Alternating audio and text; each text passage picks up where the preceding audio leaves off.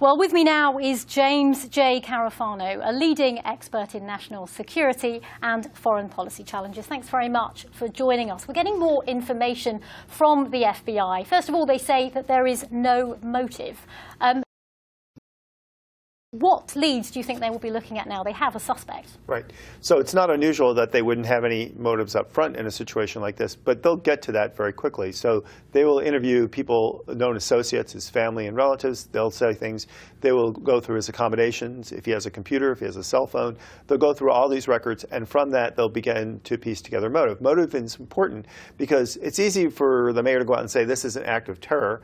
That's different from the statutory requirement to charge somebody with the crime of terrorism, which not only requires an intent or an act of violence, but also that act for a political or social purpose. So they have to tie those two together, intent and act, to make it a statutory, said that this is a terrorist act. Now, they're saying that he wasn't part of any cell, but they have investigated other possible leads. They say in that recent press conference that 5 other people were questioned and are still in custody.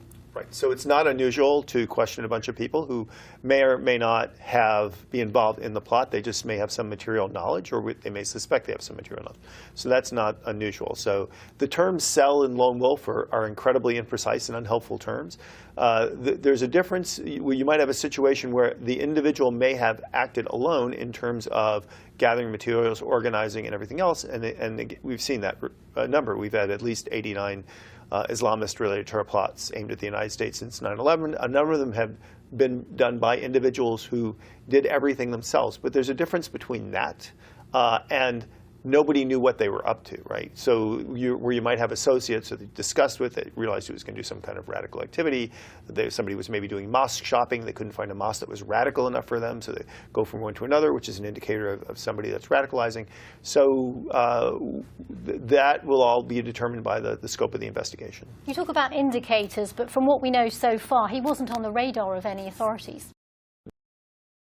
That's a very imprecise and unhelpful statement. Well, he wasn't on our radar. First of all, you don't know if somebody was on your radar or not, because you're going to gather a lot of information now from federal, state, and local agencies. And first you're going to find out, well, what did we know about this individual? Was he truly off the radar screen, which essentially may have been. But then there's another question is, should he have been? Had he talked to people in his community, other people, which might have made him an indicator? So, and again, all that remains to be seen. So. Thank you very much for joining us. Thanks for having me.